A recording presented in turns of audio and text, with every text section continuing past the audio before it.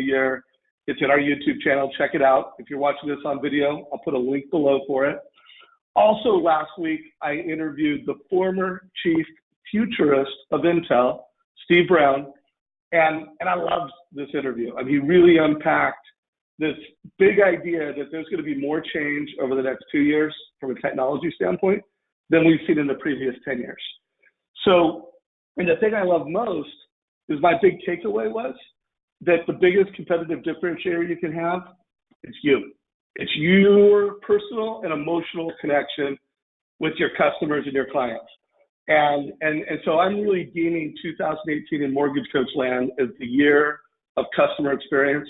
How do we, let's face it, the loan officer with the most digital friends, with a multi-channel relationship where they like you and care about you in a sincere way, is going to have the biggest advantage. So today's guest, Steve Brown, is going to blow your mind. His book, Bluefishing, it's going to blow your mind. The stories he's going to tell you, the way he's going to help you emotionally connect with people, and also get meetings and get business from some of the most successful people in your marketplace. So Steve, thanks for making time to come into Mortgage Coach land and bring in some value. Proud to be here. It's a pleasure. Yeah. Well, I'm looking forward to getting to know you better, and hopefully this is the beginning of you in the mortgage industry. I think what you bring to the world is something special, and the mortgage industry will be blessed to have you. So hopefully I'll see you on a few stages throughout the year, inspiring mortgage professionals to make the impossible possible. So I want to have Robert Stover. Many of you guys, I think probably everybody on this call knows Robert Stover. He's our, marketing genius. And he comes on a lot of our Friday calls. He's been a consultant to me for over a decade, almost 2 decades, probably 2 decades. I don't want to date myself. But Robert is the one. Yeah, right, Robert? Robert is the one that brought Steve in. So I'm going to have him provide a little color on why he thinks Steve can bring so much value and ask the first few questions. So Robert, I hand it off to you, my friend. All right, great. So everybody out there, we're sitting here at the beginning of the year, 2018. Everybody's going, we're going to have the best year ever, right? And so you've either made your plans or you're starting to make your plans. And we tend to limit our thinking, or I'll do what I did plus 10%. I thought what we could do is bring in a guy that's the master of the impossible. It's Steve Sims. And this is a guy that one day was laying bricks in Ireland. One day, a few years later, he's entertaining people at the foot of the statue of David with Andrew Bocelli privately serenading him in a small dinner party. And we want to talk about how on earth he made that journey and what the tactics and the strategies are and the thinking, most importantly, that you guys can use to up your 2018 and make it the best year ever. So Steve, it's fun to talk with you. Your book, everybody should go read it. It was a breath of fresh air from all of the corporate should speak.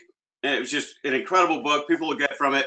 So I think for people to get a sense of who you are and that master of the impossibility, why don't you tell some of the stories you've done? Like, for example, talk about the Bocelli thing. We can talk about weddings in the Vatican and playing rock concerts with Journey, and take it away. How can I follow that? I'll try to, but thank you very much. All right, so to jump straight into the deep end, we had a client that contacted me, and he said his request was quite simply, I want to take my girlfriend and her parents and a couple of my friends, so there was 6 of them, to the most fantastical Italian dinner in Florence. And he said, I wanted to be ultra exclusive. So we always start top down, moonshot. What's the furthest we could take this? How could we make this really ridiculously stupid? And then if we fail to achieve that, what we've gained is still ridiculous. So looking for Florence, I wanted to find the most iconic place. I didn't pigeon myself with a restaurant because we can have food delivered anywhere. So I was focusing on the location first. And we came up with the Academia as being our moonshot. The Academia is the museum that houses the most iconic statue in the world, David. And so we contacted them. We got them to shut it down at 3 o'clock in the afternoon. We brought in a full 5 or 6 course meal with chefs and everything. And we had a dinner for 6 at the feet of Michelangelo's David. And we thought, well, is that enough? And we thought, no. So we had the most iconic maestro in until he come through. We had Andrea Bocelli come in halfway through dinner and serenade him, just to add a bit of icing on it. Yeah. So I should probably say, because people are going like, we haven't even talked about what you do or what your job title is. And like you say, you don't even have a business card. And if people ask, you say, well, I'm a concierge. Let's say about a little bit of what you do, and then maybe one of the things that you've done. So I am a concierge, although funny enough, I very rarely tell people that. I tell them I'm a plumber, or I've told them I'm an air stewardess before. I just make stuff up depending on who I'm talking with, because I am very much referral-based business. There's not even a phone number and a way of contacting us on our website. We're probably rated as the top concierge in the world. Forbes called me the real-life Wizard of Oz. And my goal, quite simply, is to get shit done. Clients from all over the planet, not the rich and famous, the richer and unknown, contact me to do the incredible, like get married in the Vatican by the Pope, visit the wreck of the Titanic at the seabed. And we had a client, as you quite rightly lined up there, we had a client contact us, and all he wanted to do, this again was the request, we'll go into how people dilute their requests, he wanted to meet the rock band Journey.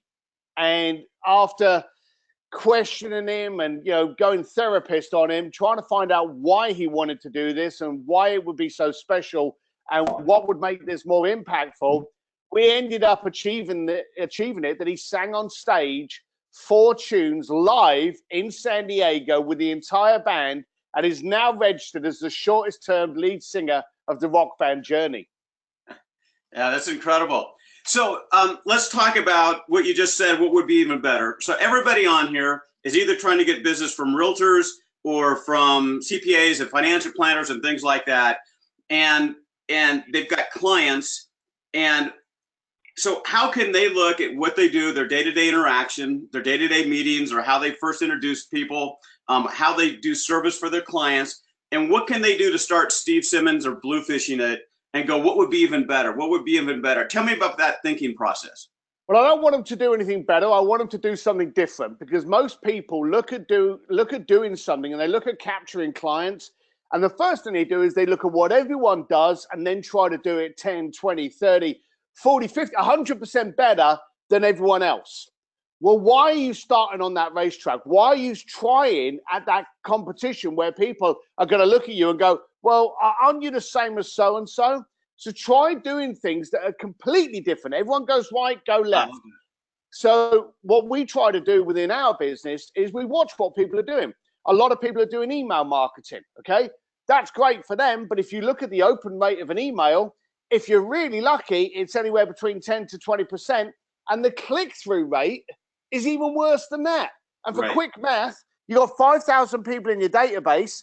At the average constant contact open rate of 5,000, you're getting 70 people read your message. That is an appalling ROI. Yeah, what do people do? They still do it because it's what they've always done.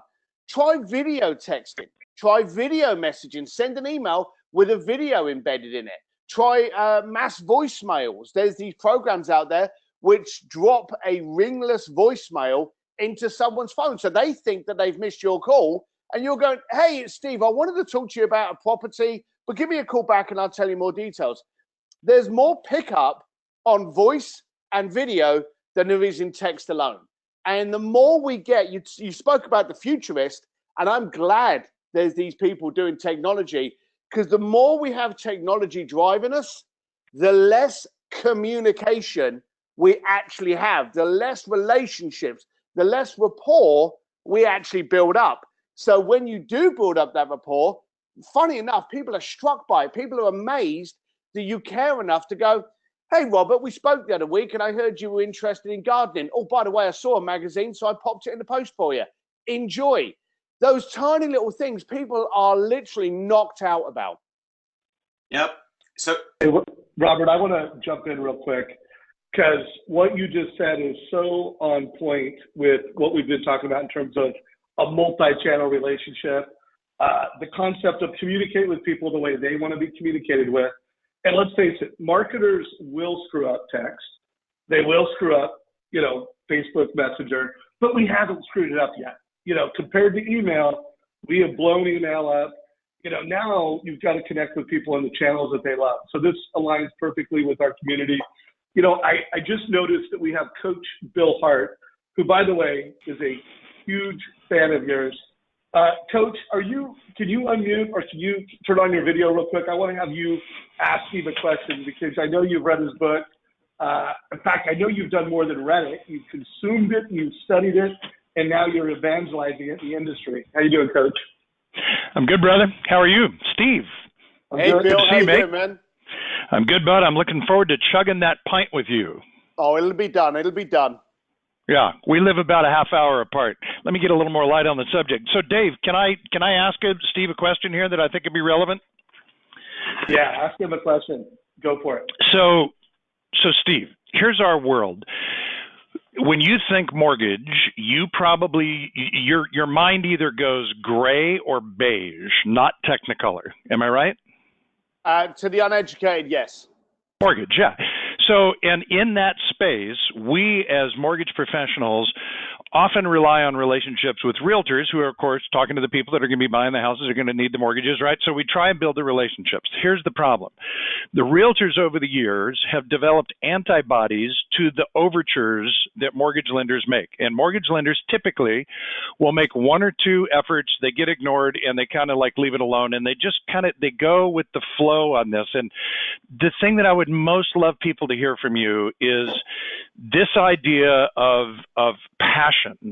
That when you are such a great representative of this, right? Right now, you're in the Hollywood Hills, in your home, in your garage. I count at least 4 motorcycles behind you, and your leathers hanging there, and you clearly brought out your best black T-shirt today. Am I right? You do. I even put my glasses on to try and look Nice. But here's the point. The point is, you are who you are. You're the son of a bricklayer from East London. You became a doorman. You began to realize that there were favors and things that could be done.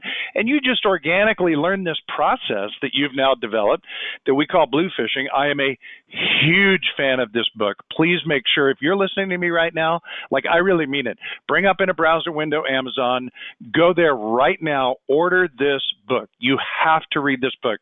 In my world, Dave, as a coach, this is exactly what I try and get people to do. I just couldn't do it as eloquently or as passionately as Steve did. So, Steve, with all of that in mind, if you were talking to, and you are, a group of mortgage lenders, and you said, okay, if there's an expectation level out there and it's been a little bit predictable, like, just speak to this audience. What would you have them do if you had one mortgage lender in front of you and you said, okay, you want to do it different? Here's the thought. What would that thought be? I hate to put you on the spot, but just what comes to mind? Okay. The trouble with me is I don't have much of a filter. So I call it as I see it. You've read my book, so you know that. And brother. I'm listening to you, and I'm kind of scratching my head why you're spinning your wheels with realtors. Because what you're doing is you're forcing yourself through a bottleneck with 3,000 other mortgage brokers, okay? You're doing exactly what we spoke about before. You're following the curve and trying to prove on it, but it's still a freaking curve. So what I would do straight off the bat is I would try to find a couple of ways of one, enticing the realtors to come to you, and 2, going to the end user. Now, what you're doing, and I don't want to be rude to the realtors, but I find there's more technicality and more work required from a mortgage broker than there is the realtor. If anything, the realtor is the pretty face at the front of the band, but he's not the one producing the music. Okay? Totally. So I would actually get out there and make it clear.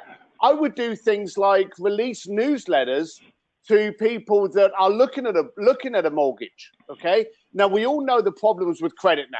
We all know that quite simply 99% of us cannot understand how to work out the credit rating and your credit score. And it seems to be a game that no one's letting us in. But you guys know a lot more than us. So what about a top 10 tip sheet before you start looking at a house?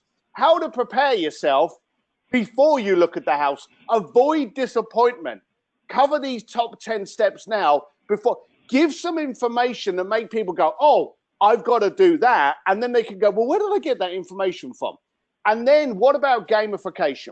Everyone loves playing games. So go out to the realtors and go, look, I've got a box at this studio, or I've got these tickets coming up for a game, or I'm going to give away 2 front row seats to the Super Bowl 2019 for the top realtor that comes to us. And don't worry for those that fail. I've got some other competitions for you as well.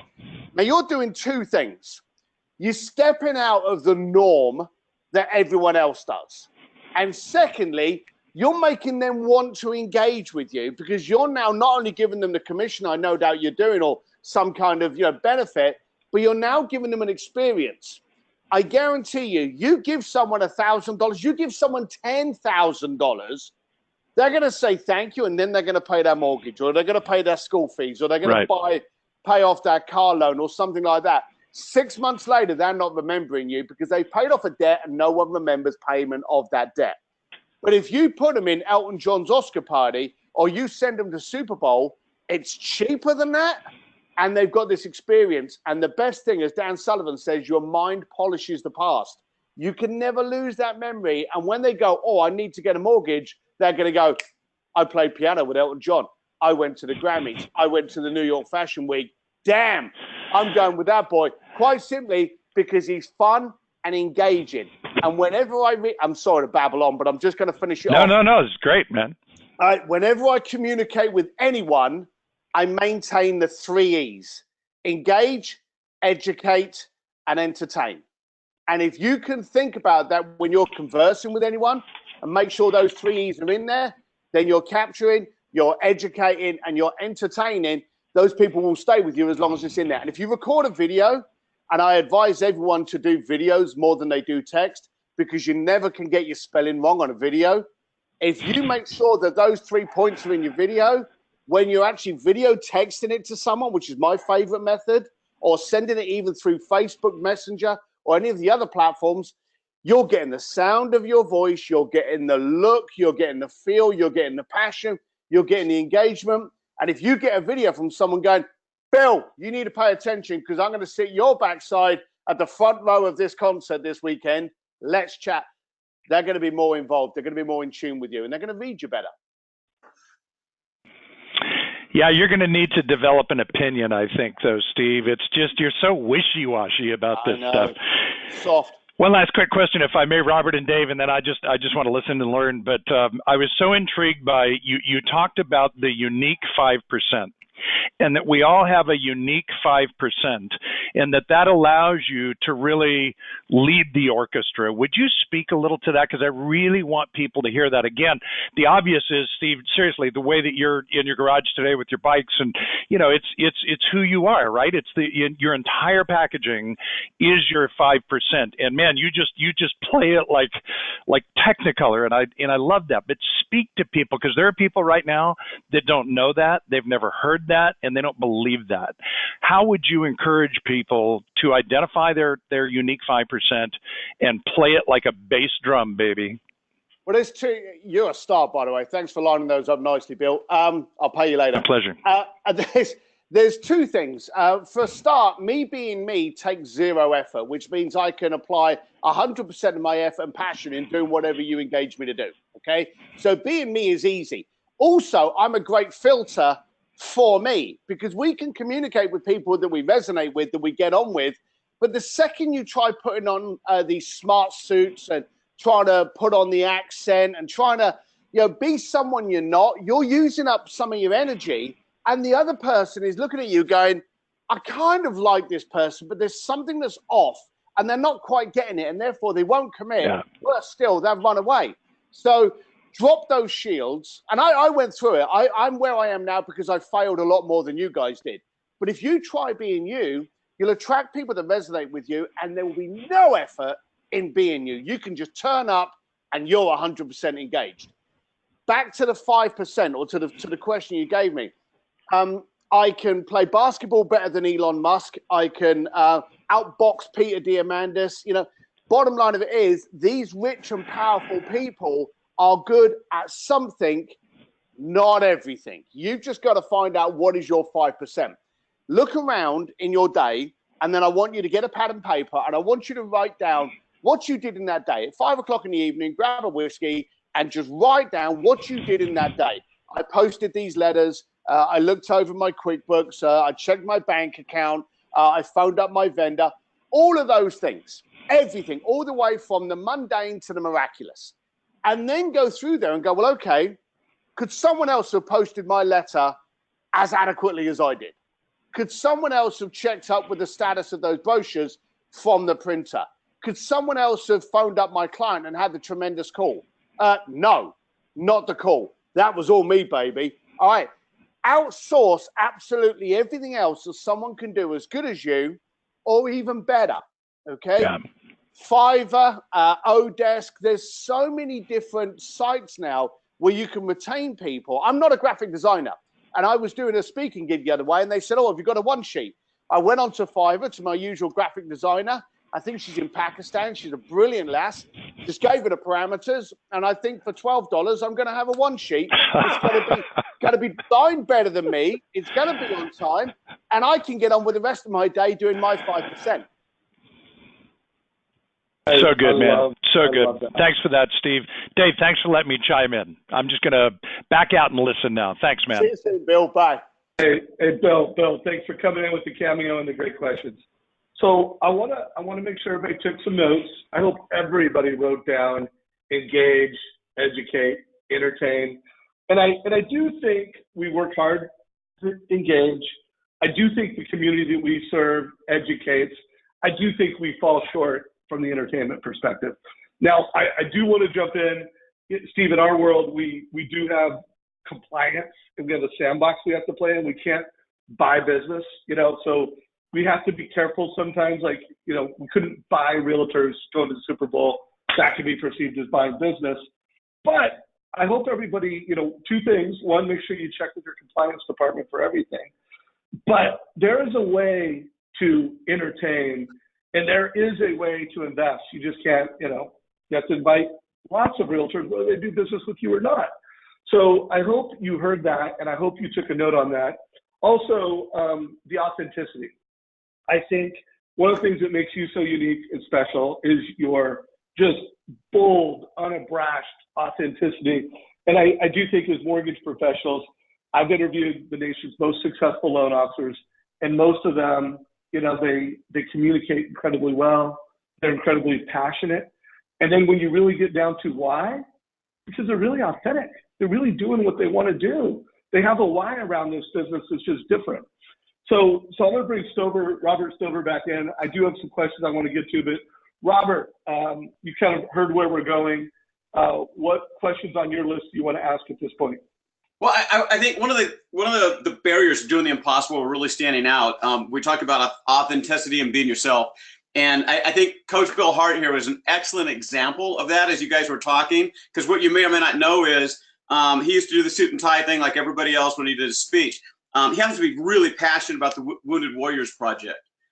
He started wearing desert combat boots on stage with his suits.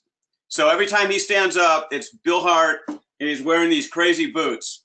And it was a webinar. I just looked down. I'm not wearing pants. I kind of scared myself there. But anyway, so he's wearing these boots on stage. So he's an example of he found that passion. What are some ways out there people can start finding out? We recently did a thing on video for the mortgage guys, and a lot of them were like, "Oh, should I wear a suit or shouldn't I wear a suit? Or what's that image I want to portray? And what's that? And how do I stand apart but still be myself?" And all these kind of questions get circling in. And I've gone through that as well. It's like, oh, do I wear a suit on this one? Do I wear a tie on this one? Who do I want to project? Versus going, well, who am I actually? And what are some ways to sort through that? Because I know it's not an easy, oh, here's one thing to do, but you've gone through it and maybe talk to it. Yeah. I do what all entrepreneurs do when they start having a successful business. We screw it up. We all do it. We think we now, okay, what do I do next? And then we change all the magic. I started becoming this concierge in the early 90s, and I was focusing on the achievement. Someone wanted 2 seats somewhere, I got that. Someone wanted to meet someone, I did that. I was all about the actual substance. And then I started getting successful, and I started looking at my clients and realizing I had some of the biggest, powerful clients in the planet. And the first thing I did was I went, okay, now I've got to take this seriously. Terrible words to say. And so what I did was I had always turned up on a motorcycle. I don't own a car. And I would turn up, black t-shirt, leather jacket, do the deed and go. And I thought to myself, oh, they won't take me seriously anymore. I failed to realize that for 7 years I was doing fine. So I went out, I started getting tailor-made suits. I bought a car, okay? I started turning up. I even took out all my earrings, and I would turn up to people, and two things happened. I started getting more clients and started making more money, and everyone out there is going, hell yeah, brilliant. I started losing some of my older clients, and then I suddenly realized I didn't know my new clients because I wasn't connecting with them. I was doing stuff for them. They were asking me things. I was doing, but it was now a challenge. I was actually phoning up, I'm not going to take it over now, but you should look on YouTube for something called the chug test. Okay, Steve Sims chug test, and I suddenly realized I wasn't resonating with the clients, and I was losing myself. And I remember I took a picture. I was working for Ferrari, and it was 97 or 8 in Monaco, and there was a picture taken. And, you know, it was the usual kind of thing. You take a picture, you take the roll out, you shove it in an envelope. Within a 3-year space, that comes back and there's your photographs. It wasn't like the digital era of now. I remember going through these photographs and there was a picture of me in a suit leaning up against a car. And the thing that terrified me, and I actually went into a downward spiral for a few days, was that I wasn't in the picture. It wasn't me. It was who I wanted, who I thought you wanted me to look like. Second guessing somebody else's second guess of you, how can anyone win that? Okay, so if you just try to be you, again, zero effort. And I'm going to argue with you, and I apologize for you, Robert, on that. I hate the word authenticity. It's like being rich. People try to achieve. Your thought on the F word on this about today and the millennials, and I'm authentic if I speak like blank. Run with that. Damn it. I can't believe that if they drop the F-bomb, it makes them look real, street, authentic. It absolutely pisses me off. And I believe that we don't want to try and be authentic. And I think that's creating that. I think that's creating the Gary V crude kind of aspect. Good on you, Gary. You got some great sentiments, but I'm not happy with the lingo. I'm not happy with some of the speech. I remember seeing Anthony Robbins a few years ago, and he's up there dropping the F-bomb. And I thought, why are you doing that? It's like Oprah Winfrey jumping up and shouting F everyone. There's just no need for it. But everyone's trying to be this authentic, raw self. Screw that. Try and be transparent. Now, transparency is when you are different. There's a saying, there's a difference between being easy to understand and impossible to misunderstand. And when you're impossible to misunderstand, people can speak to you from their stomach. And I'm a great believer that my stomach is smarter than my head, because we've got a reptilian brain, the fight or flight thing, but in your stomach, you get these butterflies. And when you're talking to someone and they're wearing a sharp suit and they got an expensive watch, but some of that mannerisms isn't matching, and you suddenly realize the suit's wearing them. And something's going on in your stomach. And when that stomach starts butterflying, you don't do any more business with them. You walk away. Be transparent. Be you. Go into someone and just be clearly you. Don't hold back. Don't try to second guess. Don't try to put on some kind of costume that you think they want you to be wearing in order to work with them. You may not get them, but you'll get 20 people that do resonate with you. And those people that resonate with you are tighter, stronger, more loyal. And those are the ones you get the referrals from. Those are the ones you can go, hey, what did I do wrong in our last transaction? I love asking that question. And they go, well, nothing. Great. Then what 5 of your best friends need to know my name on speed dial? Excellent. All right, Savage. Love it. And yeah, so I want to jump all over that transparency. I have an important question. So I interviewed, I think it was Kristen Messerly who had this quote, and it was transparency beats honesty. And you know, when you think about that, you could be honest, but if you're not transparent, people may not even believe you. But transparency is the most powerful thing that we have. And Steve, you don't know this, but like our platform, well, you do know a little bit about what we do, but our platform helps a loan officer deliver mortgage options in a way that's more transparent so that the family can see the difference between one loan versus another with graphs and charts. And then it also has the ability for people to record a video so that, you know, they're giving advice like, here's your options, graphs and charts on any device. And then we recommend that people add a video. And we have over 30% of our community that are adding the video, but here's the deal. We got 70% that's not adding the video. So what advice do you have for people to step up and get on video? Don't take yourself so seriously. Anyways, I don't want to put words in your mouth, but if you're talking to an audience of people that they know that the digital transformation is here, they know that video is now a common way to communicate, whether it's text, whether it's mortgage coach, whether it's Facebook, whether it's you've got to use it as a channel of communication. For the folks that know that aren't doing that, if you could speak to them from your heart. Well, first of all, I'm trying to work out which one of us looks more like the Mythbusters characters. So that's the first thing. Wait a minute. I get that all the time. I've got a funny... You got it going on.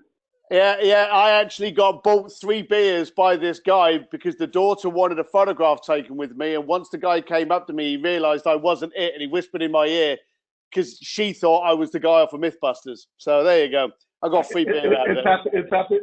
It's happened. By the way, we all came from the same clan once upon a time in the same place. We had to be relatives once upon a time. Separated at birth.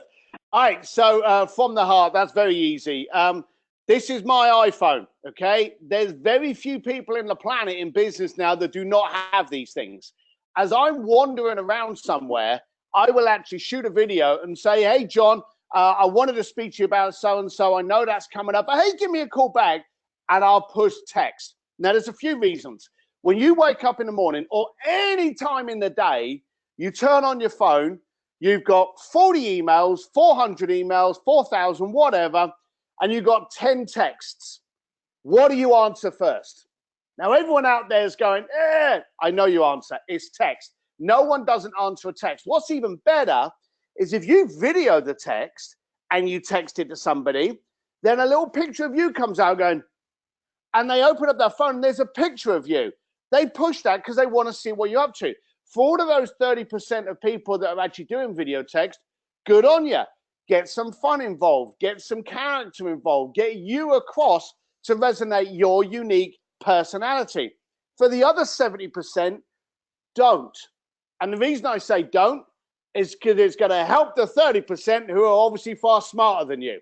So we talked about getting behind the curve. 70%, you're trailing behind the tail lights now. So step it up a gear, get on board with a video, or try and catch the next cool thing coming along because you're going to be shouting in a very, very noisy stadium if you don't get on that platform soon. Yeah, there's no doubt. And when I interviewed Nicole Solari, one of the top realtors in Northern California, and I interview realtors all the time, and I'm like, why are you working with such and such? And lately, I have heard that answer, like how the loan officer broke through the clutter and got the meeting, video, Facebook Messenger, text. So let's talk about 2 things I want to make sure we cover while you're on this call. One, to do the kind of things that you do, not everybody knows who you are, and getting important people that are incredibly busy on the phone is something that you have a gift around. And I'll let you decide whether you're going to answer that question first, like how are you getting people, impossible people on the phone?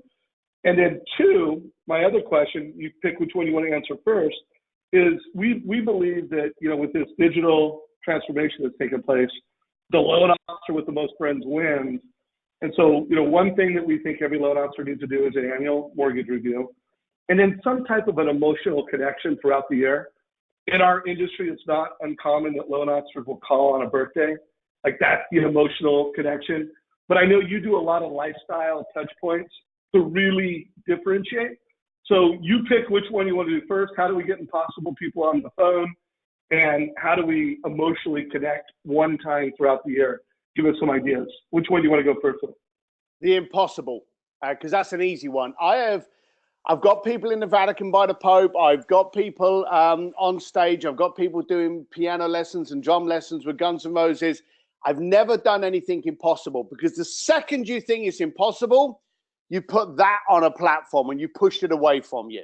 So stop looking at things that are impossible, because as the old saying goes, it's only impossible until someone does it. So how do I get people on the phone? I play leapfrog all the time, and I also Google. If you want to get hold of someone that's rich, powerful, important, can help your business, whatever, do your research on them. Find out what their hobbies are, you know, where they go. I had a client a while ago I was trying to get hold of in Palo Alto. I found out that he collected vintage Porsche cars, okay? So I found an old magazine that had some vintage Porsche cars.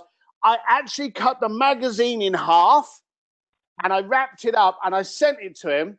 And I said, I'd love to speak to you about so-and-so. I even included a little link in there for a YouTube video I'd done that was dedicated to him. And I had the other half of the magazine. I went, if you want the other half of the magazine, you'll jump on the phone with me next Tuesday. Anyway, here's my email. And I did that. So I had a little bit of fun with it. But the other way that I do it is I find people that play in a similar sandpit. So I may not know X, but I may know Y, Z, or ABC over here, who are similar or have LinkedIn friends that are in the same platform. I will find people that are in the same circle, and I will contact them, and I'll go, hey, Bill, I want to get a hold of Dave. Do you mind just contacting him and going, look, ignore what he looks like, but he gets shit done, okay? Take the call. There's nothing better, and I'll give that to you, the Andrea Bocelli. When I contacted Andrea Bocelli's management to have him serenade my clients at a bloody dinner party, I got the agent going, no. And they said, maybe we'll call you back. And they hung up on me without even taking my number. So I then contacted the people at the Vatican that I knew. And I said, look, have you ever worked with Andrea Bocelli before? And they said, yes, we have. And I said, you couldn't do me a favor, could you? They made a phone call, and then I got a phone call from them going, when do you want us? So work on the credibility of the other people that you work with and get them to do it. And then obviously reward them and say, hey, thank you very much. You know, I'd like to take you out for dinner. One thing I do is I say, hey, I'd like to take you and your wife out for dinner, but I'd be a third wheel and I'd ruin the conversation. So I'm going to pay dinner for you. Here's the restaurant I booked. The meal's already covered. You booked the date. So I do use other people to leapfrog it. And hopefully that's answered the impossible one. Now let's go into the personal contact. Well, time out. I just want to make sure everybody got all of that. So first of all, it's a belief system. If there's a realtor, a CPA in your local market that you want to do business with, there's zero excuse for not getting a meeting, not getting them on the phone. If Steve can get, the Pope, Andrea Bocelli on the phone, you can get a top realtor. And I want to make sure you heard all of that. I mean, he's willing to do extreme things. Did you hear he made a video just for him? He did enough research. He did something bold and crazy. And then I love that leapfrog. I guarantee Steve is not just calling one leapfrog prospect. He's calling lots. It's like he wants someone on the phone. He knows how to get them on the phone. And there's nothing he is not willing to do to make it happen. So hopefully you guys get some ideas from that. By the way, if you do have questions for Steve, we might have time for it. And I also hope to have Steve back. So put any questions you have in the GoToWebinar control panel. If you're watching this in YouTube, please put your questions down below in comments. We'll get another interview with Steve. Also, if you're getting value from this, like it. Let Steve and I know that, hey, this was a good video. I got value from this. Give us a like and share it with your mortgage friends. So Steve, let's keep it going. Now tell us, what are some just crazy ideas throughout the year so that we get an emotional connection and people remember us? Just run. All right. So this is one thing I did about a week ago. And if I'd knew I was going to be asked this question, I would have got them out. I actually went to Target about 5 days ago and I bought a ton load of Christmas cards. Okay. Because Christmas cards are always dirt cheap in January. In July or August, I'm going to send these out. Okay. And I'm going to send the Christmas card because I want to be the first one to wish you happy season's greetings. I don't want to be getting caught up in the December where everyone goes, bin. So I do stupid things like that. I also send out cards on Valentine's Day to all of my clients, okay? It's a time to tell them you love working with them. I love having the relationship we have. It hasn't got to be anything deeper than that, but I send out Valentine's cards. Birthday cards, I don't send out birthday cards. It's similar to sending out Christmas cards at Christmas. I don't send out birthday cards. I will do a birthday video. I have been known, and I apologize in advance, to actually video text me singing happy birthday and sending it to you. I've even got videos of other people that I'm with, and I've been in, bars and, places and restaurants, and I've got my table to just sing happy birthday, and then I've just forwarded it to you. And of course, if you get that video, you can send it to 10 people, never more than that, because then it'll be sus that you're using the same video. But I've tried to get it something different. If there's a birthday you get on Facebook, then go onto their page and do a little happy birthday video and post it on their page. So do the kind of stuff that nobody else is doing. Everyone sends out cards on birthdays, don't. Everyone sends out cards at Christmas, don't. Send out a card or a letter in January and say, hey, Happy New Year. Have you failed on the resolutions yet? And what's the one that you would like to tell me about that I can hold you accountable in 6 months? I've actually asked people to send me 2 of their resolutions that I can contact them from in 6 months' time to find out if they're still doing it. Because let's be honest, you don't want me calling you in 6 months' time to find out if you're still eating those Twinkies. So I first of all, I love that accountability idea, especially between a loan officer and a realtor. Let's face it, anybody that's a hard charger, we all know that we know what to do. We just need help holding ourselves accountable to do it. So here's my take to everybody. There's no right answer. You are a unique human being. Be transparent. Each of your customers are unique. Here's my challenge to you. You got to have a system and a way of doing an annual review every year, because you want to be their mortgage lender for life. And just offering that service shows that you care and distinguishes you from everyone else. And when you deliver it, you're the authority. And then make it a goal to connect in an emotional way with that client once a year. I do think there's a time and place for birthday. I do love the idea of let's separate ourselves. Let's do videos. I love that Valentine's Day idea. By the way, I want to hear how the community responds to that.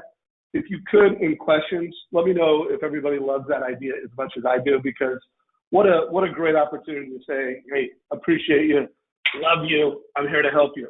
Let us know what you think of that. Can I add one more thing to that? If I've got relationships where I'm getting business from, like jet charter companies and realtors, sometimes I get me introduced to some of their affluent clients. I've actually found videos, articles, even books, and of course mine's brilliant, so big plug there. Send them to them and say, hey, I benefit from you benefiting, so I want to make you a better person. I saw this fantastic article. Hell, I saw this video with Dave Savage and it rocks so much. You could be better by seeing it. Here's the link. Show them that you care and that you want them to succeed by sending them a book, by sending them a video, by sending them a link. It makes them better. You don't get anything out of it other than them knowing that you care enough to make them better than they are. I love that. So here's what I do. I have a few questions. One person asked about what's an annual review. By the way, if you're watching the video, I'm going to put a link below. I wrote a LinkedIn article saying, making a case for making that your number one priority. I'm not going to speak to it right now, but there's a link below if you're watching the video. Tim Lamb, who's another big fan of yours, top mortgage professional leader in our community, he said, can you ask Steve Sims about the asking why 3 times? And then, by the way, Stover, be ready for the next question. But could you speak to that? Yeah, I find in my business and in my world, if I ask you how much money you got in the bank account, when was the last time you had sex, what's your social security number, those are all facts and figures. But if I ask you what would wake you up at 2 o'clock in the morning with a, hell, I can't believe I did that, that's getting down to your core. And people usually don't like to reveal what really makes them tick, what they're really excited about, because sadly, we're taught as kids to avoid humiliation. So when people come to me, they go, I would like to do that. And I find that usually they're giving me something that they would like to do, but they don't want to give me the full extent of how far they'd like to take it. By asking someone why, and I've often said I think why is the most powerful word in the world, and it should be used a load of times. You ask a 7-year-old about getting a lollipop before dinner, and they go, why? 9 times out of 10, they get the lollipop or they get smacked in the head. Those are the two results, but they know how to use the word why.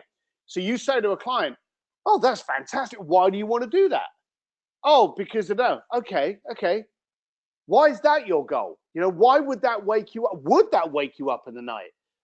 Why is this so important? And just keep on asking why. And every time you ask, I usually have a habit of 3. On the second or the third, you've usually found that what they've asked for has either transformed to something completely different or it's actually got to its full request. And that's when you can go, now I understand why that's important. So asking why, it gets through, it gets past the first question of what they think you want to hear and really gets to the deep heart of the question.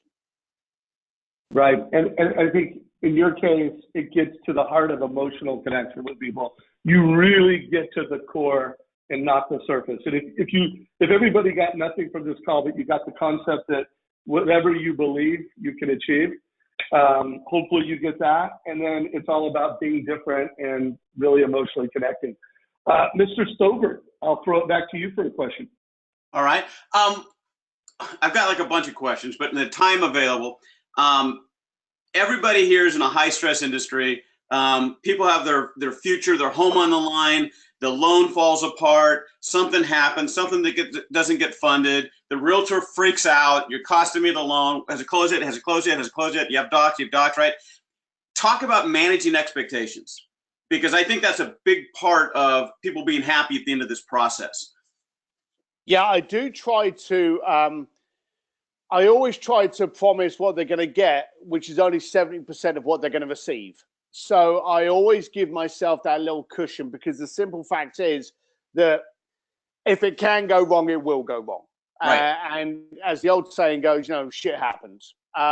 So I always try to make sure, like for argument's sake, the client that wanted the location in Florence, and in fairness, I had such a wide bandwidth. If I couldn't have got the Accademia, then I would have gone to Duomo or I would have gone to Palazzo de Vecchio. I had other options that I would have gone to, that he would have never been wise on that. Now, it's very difficult for you because you're in a situation where it's strict questions like, do I have the docs yet? Is it? Those are strict questions. So I do believe that you want to manage expectations straight off the bat by going, look, our goal, and get them involved in it, our goal is to get this funded within 90 days. If you think you can get it done in 45, go for 90 days. Our goal is to get this funded in 90 days. Don't start saying, oh, I could push it and maybe. You're giving false promises, and when that implodes, that's when stuff goes wrong. It's always best to give something, but then over-deliver, and then that leads you into it. I like doing what I do, but I'm always planning on where it's going to get me. I'm always looking at the second shot. If anyone's ever done any martial arts or boxing, they know that you can't knock someone out with this punch without giving a couple of jabs first, okay? So when you're doing something with someone, make sure you always keep it there. Make sure you anticipate what they're thinking. Try to get into their hands and say, look, what is it you're looking from here? What do you think what do you think is going to happen here? And get into their head of what their expectations are and give yourself that little buffer so that when you can go, well, look, we were going to do this in 90 days. We actually got it done in 60. Are you happy about that? Brilliant. Who are the 5 people that need to have me on speed dial? So my knockout is always looking for those referrals. Don't overpromise. Don't overstretch. You're putting yourself in a hole right from the word go, and you don't deserve to be there. All right. Let's also talk about a lot of the lenders on this call have personal assistants, and they're starting to build teams to help manage them do things. And a lot of the people on the call that don't have that want that. So at some point, they're going to have that team. What I notice a lot is it gets really hard when someone's not doing well to let them go. And I see a lot of people that chain their hopes and dreams to the weakest link on their team. And that's all the higher their hopes and dreams are going to go. Give some tough love here. No, I'm going to give you some tough respect. If you don't respect yourself, I'm not going to. I'm going back to my little chug test again. I look at my circle of people and I think to myself, okay, and I write them down, my printer, my vendors, my clients, my wife, my kids, and I constantly put it down. I do my audit probably about every 3 months, and it's strict. It's an audit. I will get a piece of paper and I will line up anyone in my life, and I will line up in there, and then I will go, okay, my little highlighter pen, where are my relationships not good? Where am I not invincible? Now, my wife is fantastic. I'm not going to highlight that because that's fantastic. I'm highlighting the problems. The problems may be your kids. Work on the relationship. The problems may be someone in your office. But you need to then, once they're highlighted, transfer them onto a separate page. I know this is laborious, but that's what I do. I put them on a separate page and go, okay, how can I improve or destroy that relationship? And those are my only two bloody choices. And you will often find that there's people in there that you go, well, okay, I've given a lot of energy to that person in my business. And even clients, I fire clients. I've got an article in my book called Fire Vampires.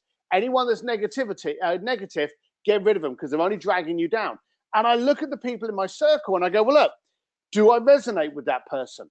Is that person actually making me better than I am? Is that person there to support me? Is that person loyal to me? Is that person making me better than I was without them in my life? And if those answers are no, then respect yourself and get them out.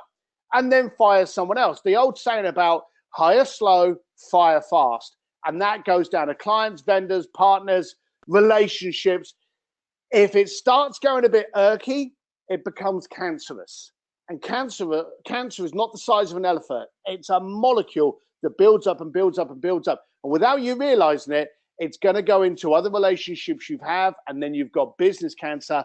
And you don't solve it with tablets, you cut it out. So look at those people as a lack of respect to you. Look at those people as cancer to the rest of your relationships and get rid of it immediately.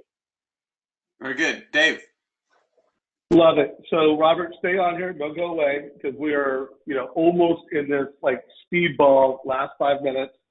Few house cleaning items for everybody is that this recording will be available on our YouTube channel. So literally within hours, if you don't subscribe to our YouTube channel, make sure that you do subscribe to it. We've got a playlist for the best of 2017.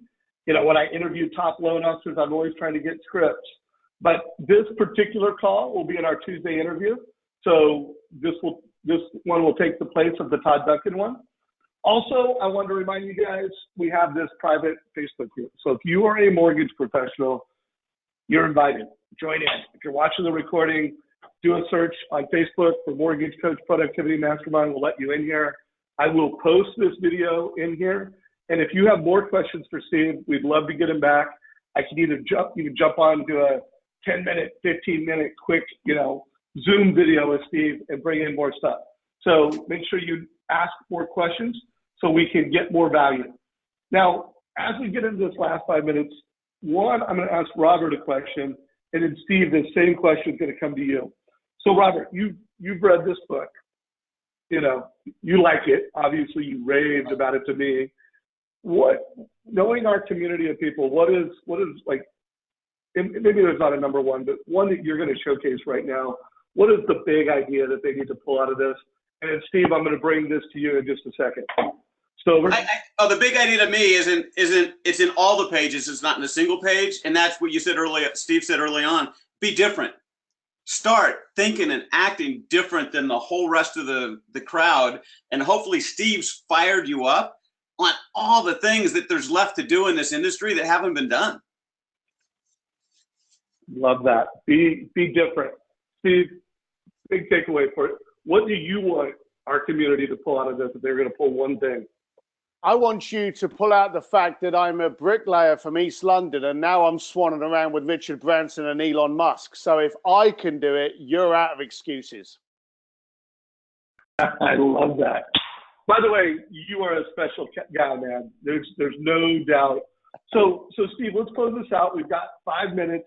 What are some other just little tactical things, knowing that our community are local, so they're loan officers that live in a local community, relying on referrals from that local community, and knowing that the Quickens, the technology companies that do loans, it's almost like Zillow.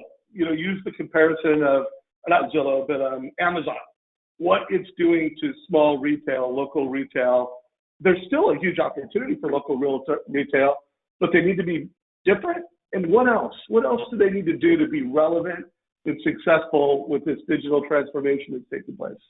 Oh, that's dead easy. That is absolutely dead easy, because technology is one thing, and the one thing it is a communication and relationship killer.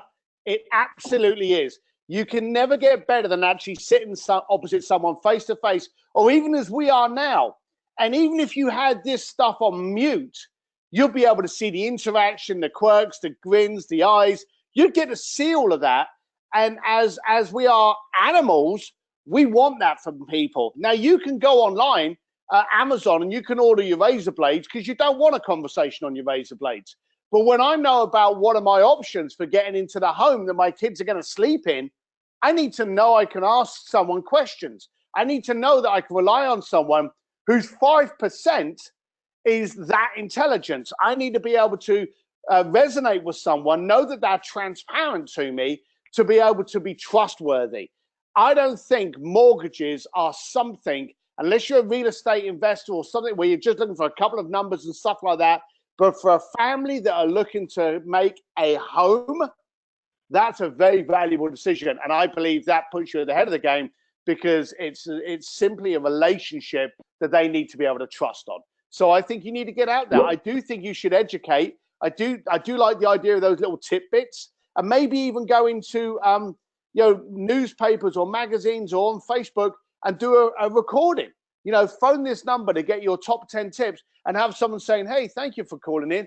I want to tell you what's going on, and maybe change that every couple of months so people can hear different updates of what's going on in the mortgage world, and have you then become an influencer, have you become someone who's knowledgeable and therefore a reputable source of information that can transform into them getting a mortgage from you. Makes lots of sense to me. So, Steve, I hope to see you on a lot of stages in the mortgage industry. I am going to refer you to Todd Duncan and a few events that I have some influence over, Stephen Marshall's event. But if someone on this call is a manager or they put on sales rallies, what is the best way for them to reach out and connect with you to find out what it would look like to bring you at a sales rally or put you on stage? Well, as you know, I've done quite a few speeches over the past years, and ranging from Harvard to YPO to the Pentagon, which was pretty cool. So if you go to stevedsims.com, you can find out a little bit more about me. You can see some of my videos. There's a couple of speeches on there, but it's also an easy way to connect with me regarding showing up at one of your events. So Steve D. Sims, that's SIMS.com. That's where you'll find me. And I'm going to put a link below in the YouTube channel. Before you leave, answer this poll. We want to know, did we surpass your expectations with value and wow? Did you get some solid takeaways? Let us know what you thought about today's call. If you're a guest and you want to learn more about Mortgage Coach, click the last option. Hey, Steve, thank you for taking time to come into our community, bring value to the mortgage industry, and make us better. Appreciate it, brother. Appreciate it. Boom. Take care. Sober, thank you, buddy. Appreciate you, Robert. Great. No problem. You're welcome. Thanks, Robert. Thank you, Steve. All right, guys, that was actually real fun. I really enjoyed it. And yes, we were separated from birth.